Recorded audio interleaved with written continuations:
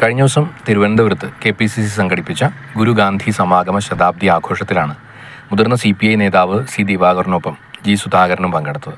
പരിപാടിയുടെ ഭാഗമായ മൊഴിയും വഴിയും ആശയസാഗര സംഗമം സെമിനാറിൽ അത് ഉദ്ഘാടനം ചെയ്ത് സംസാരിച്ചത് പ്രതിപക്ഷ നേതാവ് VD സതീശനാണ്. അതിൽ മുൻ പൊതുമരാമത്ത് മന്ത്രിയായിട്ടുള്ള G. സുധാകരനും ഭക്ഷ്യമന്ത്രിയായിട്ടുള്ള C. ദിവാകരനും മുൻ ഭക്ഷ്യമന്ത്രിയായിട്ടുള്ള C. ദിവാകരനെയും വളരെ പുകഴ്ത്തിയാണ് VD സതീശൻ സംസാരിച്ചത്.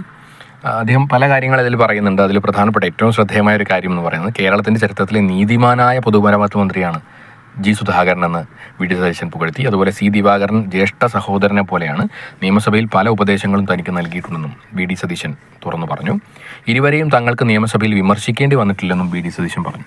അപ്പോൾ CPMലെയും CPIയിലെയും പല്ലുകൊഴിഞ്ഞ സിംഹം എന്നൊക്കെ നമ്മൾ പറയാവുന്ന, അല്ലെങ്കിൽ ഒരു ഏജിലായിട്ട് മാറ്റി നിർത്തപ്പെട്ട, അല്ലെങ്കിൽ ഇപ്പോൾ അത്രത്തോളം സംഘടനാ കാര്യങ്ങളിൽ ഇല്ലാത്ത രണ്ട് നേതാക്കൾക്ക് അനുകൂലമായി അവരെ പ്രീതിപ്പെടുത്തുന്ന രീതിയിലുള്ള പ്രസംഗം നടത്തി അവരെ KPCC പരിപാടിയിലേക്ക് ക്ഷണിക്കുകയും അവരിൽ നിന്ന് അവരുടെ പരിപാടിയിൽ പങ്കെടുപ്പിക്കുകയൊക്കെ ചെയ്ത് VD സതീശൻ ഒരു തിരിച്ചടി നൽകുകയാണ്. കാരണം മുൻകാലങ്ങളിൽ CPMൻ്റെ പരിപാടിയിലൊക്കെ കോൺഗ്രസിൻ്റെയും പ്രധാനപ്പെട്ട നേതാക്കളെയൊക്കെ പങ്കെടുപ്പിച്ചുകൊണ്ട് KV തോമസിനെ പങ്കെടുപ്പിച്ചു. അതുപോലെ പല നേതാക്കളെയും പങ്കെടുപ്പിക്കാനുള്ള ശശിധരനെ പങ്കെടുപ്പിക്കാനുള്ള ശ്രമം ഉണ്ടായിരുന്നു.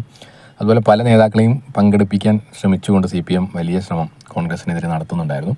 ചില നേതാക്കളൊക്കെ പോയി പങ്കെടുക്കുകയൊക്കെ ചെയ്യുന്നുണ്ടായിരുന്നു. കാരണം അവർക്ക് അതിലൊരു ഫെയിം കിട്ടും എന്നുള്ളത് കൊണ്ട് തന്നെ.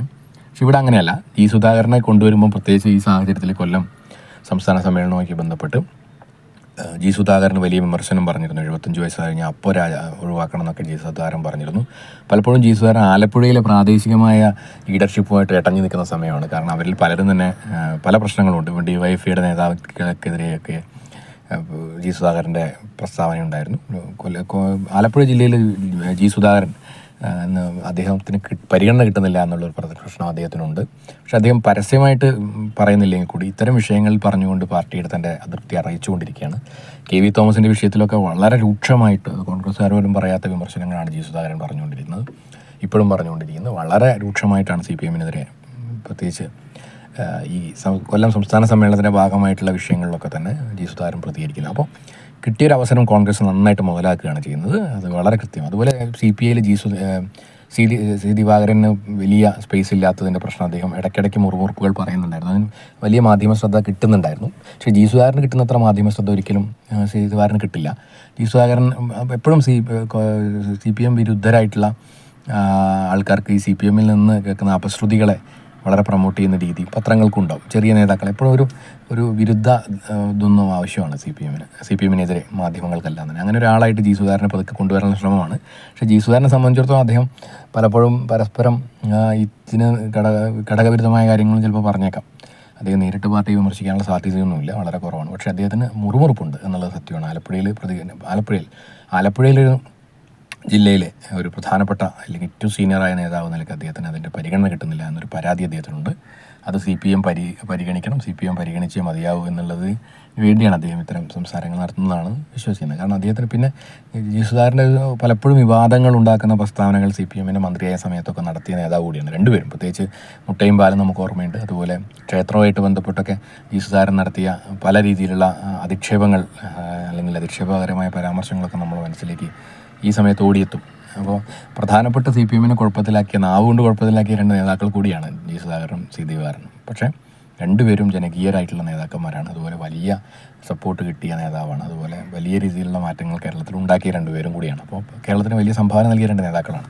അതുകൊണ്ട് ജനങ്ങൾക്കിടയിൽ ഒരു സാധാരണ നേതാക്കളായിട്ടുള്ളവരാണ്, അതായത് സാധാരണക്കാരൻ്റെ നേതാക്കളായിട്ടുള്ളവരാണ്. അതുകൊണ്ട് തന്നെ CPM പൂർണ്ണമായും CPIക്ക് തള്ളാൻ സാധിക്കില്ല.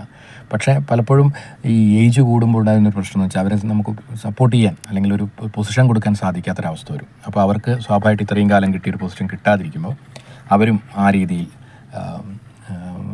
അവർക്കും ആ പൊസിഷൻ കിട്ടാത്തൊരവസ്ഥ വരും, അവർക്കും അത് സഹിക്കാൻ പറ്റാത്ത അവസ്ഥ വരും. അപ്പോൾ ആ രീതിയിൽ ഒരു പരിഗണന കുറവ്, ഈ നമ്മൾ അവർക്ക് കൊടുക്കുന്ന ഒരു പരിഗണന കിട്ടാത്തതിൻ്റെ ഒരു പ്രശ്നം ഇവർക്കൊക്കെ ഉണ്ട്. പ്രായമാണെന്ന് വേണമെങ്കിൽ പറയാം. പക്ഷേ എങ്ങനെ പരിഗണന കൊടുക്കും എന്നുള്ളത് ആ പാർട്ടി തന്നെ തീരുമാനിക്കേണ്ടതാണ്. ഇങ്ങനെ വിട്ടുപോകുന്നവരെ എങ്ങനെ പരിഗണിക്കും, അത് വലിയ പ്രശ്നമാണ്. CPMൽ ഇനിയും ഒരുപാട് വയസ്സായവർ വരാൻ പോവാണ്. 75 ശേഷം അടുത്ത സംസ്ഥാന സമ്മേളനത്തിൽ പിന്നെയും 4-5 പേര് വരും. കുറച്ച് കഴിഞ്ഞാൽ ഇതേ പിണറായി വിജയൻ അടക്കമുള്ളവരൊക്കെ വയസ്സായിട്ട് വരും. അപ്പോൾ വലിയ നേതാക്കന്മാർ മുന്നിലേക്ക്, സെക്കൻഡ് ലൈൻ നേതാക്കന്മാർ മുന്നിലേക്ക് വരും. അപ്പോൾ പിണറായി വിജയനായിരിക്കും ഇവരുടെ ചട്ടുകം പോലെ ഉണ്ടാവുക എന്നാണ് നമുക്ക് സാധാരണ എനിക്ക് തോന്നുന്നു. പണ്ട് VS ആയിരുന്നു. VSന് ഏജായി പിണറായി വിജയൻ വന്നപ്പോൾ VSനെ പിണറായിക്കെതിരെ നിർത്താൻ സാധിച്ചു. ഇനി പിണറായി വയസ്സായി കുറച്ചുകൂടി മുന്നോട്ടാവും മറ്റു നേതാക്കൾക്കെതിരെ നിർത്താൻ പിണറായി ഉപയോഗിക്കും എന്ന് നമുക്ക് കാണാൻ സാധിക്കും. അപ്പോൾ CPM എപ്പോഴും അങ്ങനെയാണ്, ഇത്തരം പ്രശ്നങ്ങൾ CPM അനുഭവിച്ചുകൊണ്ടിരിക്കും എന്നുള്ളതിൽ സംശയമില്ല. പക്ഷേ കോൺഗ്രസ് കളിക്കുന്ന കളി വളരെ ക്ലവറായ കളിയാണ്. കാരണം CPM നിന്ന് വിരുദ്ധ അഭിപ്രായങ്ങളുള്ള ആൾക്കാരെ ഒരു പൊതുവേദിയിലേക്ക് കൊണ്ടുവന്ന് വിമർശിപ്പിക്കുക. പക്ഷേ അവിടെ ഒരു വലിയ പ്രശ്നം നടന്നത് VD സതീശൻ 2 ഗുണം കിട്ടി. ഒന്ന്, ഈ വിഷയത്തിൽ ശശി തരൂരിനെ നേരിട്ടൊന്നും പറയാൻ പറ്റാത്ത അവസ്ഥയിലായിരുന്നു VD സതീശൻ. പക്ഷേ അത് G സുധാകരൻ പറഞ്ഞിട്ടുണ്ട്. വിശ്വപൗരൻ എന്ന രീതിയിൽ വലിയ രീതിയിൽ ശശി തരൂരിനെ പരിഹസിക്കുകയും ചെയ്തു. അപ്പോൾ ഈ വേദി എന്ന് പറയുന്നത് വിശ്വപൗരനായ ശശി തരൂരിനെ പരിഹസിക്കാനുള്ളൊരു വേദി. അത് സുധാകരനെ സന്തോഷിപ്പിക്കാനാവണം, അല്ലെങ്കിൽ അങ്ങനെ ഒരു വാക്യത്തിലേക്ക് G സുധാകരൻ വരേണ്ടതില്ല. സുധാകരനെയല്ല, VD സതീശനെ സഹായിക്കാനുള്ളതായിരിക്കും സുധാകരൻ്റെ ശ്രമം എന്ന് നമുക്ക് അതിൽ നിന്ന് മാനിക്കാം. കാരണം കോൺഗ്രസ്സിൽ ശശി തരൂർ വേഴ്സസ് VD സതീശൻ എന്നൊരു ഇക്വേഷൻ വന്നുകൊണ്ടിരിക്കുന്ന സമയമാണ്. അതുകൊണ്ട് തന്നെ ശശി തരൂരിനെ പരിഹസിക്കാൻ, വലിയ രീതിയിൽ പരിഹസിക്കാൻ G സുധാകരൻ ശ്രമിക്കുകയും ചെയ്തു. ആരും തന്നെ എനിക്കൊന്നും ആ രീതിയിൽ പരിഹാസം ഈ സമയത്ത്, പ്രത്യേകിച്ച് KPCCയുടെ ഒരു വേദിയിൽ, KPCCയുടെ വേദിയിൽ വെച്ച് തന്നെ, KPCCയുടെ മീറ്റിങ്ങിൽ വെച്ച് തന്നെ ശശി തരൂരിനെ പരിഹസിക്കുക എന്ന് പറയുന്നത് അത് നമുക്ക് പ്രതീക്ഷിക്കാൻ കഴിയാത്തൊരു വിഷയമാണ്. പക്ഷേ അതിനെതിരെ യാതൊരു പ്രതികരണം മറ്റുള്ളവർ നടത്തിയതുമില്ല. എല്ലാവരും ഇരുന്ന് അത് രസിച്ചു എന്ന് വേണം പറയാൻ. കാരണം ശശി തരൂരിന് പ്രത്യേകിച്ച് ഒരു ഇമേജ് ഉണ്ട്, പക്ഷേ അദ്ദേഹത്തിന് എന്ത് ചെയ്യാൻ സാധിക്കുന്നില്ല. അതായത് ഒരു മിഡിൽ ക്ലാസ് അല്ലെങ്കിൽ അപ്പർ ക്ലാസ് എഡ്യൂക്കേറ്റഡ് ആയിട്ടുള്ള ആൾക്കാർ കോൺഗ്രസ്സുകാരുടെ ഇടയിലും അല്ലെങ്കിൽ അത് പൊതുജനങ്ങൾക്കിടയിലും വലിയ ഇമേജുള്ള നേതാവാണ് ശശി തരൂർ. അപ്പോൾ അദ്ദേഹത്തിന് നേരിട്ടൊന്നും പറയാൻ സാധിക്കില്ല. ഇനി അദ്ദേഹം പറഞ്ഞു കഴിഞ്ഞാൽ അദ്ദേഹം പുറത്തേക്ക് പോകുന്നു, അത് വലിയ ക്ഷീണം ഉണ്ടാക്കുകയും ചെയ്യും, പ്രത്യേകിച്ച് തിരുവനന്തപുരം ജില്ലയിൽ. അല്ലെങ്കിൽ തന്നെ കോൺഗ്രസിൻ്റെ അവസ്ഥ തിരുവനന്തപുരം ജില്ലയിൽ വളരെ പരിതാപകരമാണ്. സംഘടനാ വർക്കുമൊക്കെ തന്നെ എല്ലാ സീറ്റുകളും ബുദ്ധിമുട്ടുള്ള സമയമാണ്. അപ്പോൾ ശശി തരൂരിനെതിരെ പറയാൻ G സുധാകരൻ ഒരു വേദി ഒരുക്കിയത് കൂടിയായി മാറി.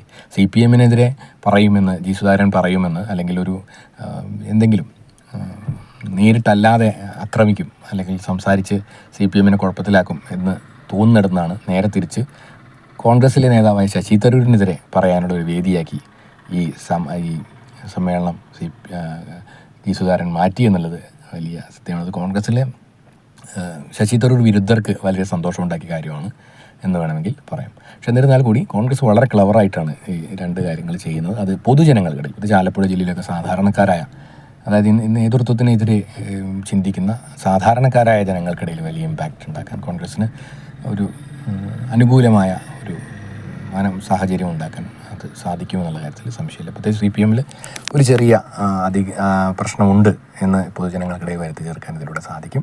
പ്രത്യേകിച്ച് ആലപ്പുഴ ജില്ലയിൽ അത് വലിയ ഇമ്പാക്റ്റ് ഉണ്ടാക്കും എന്ന് കരുതാം.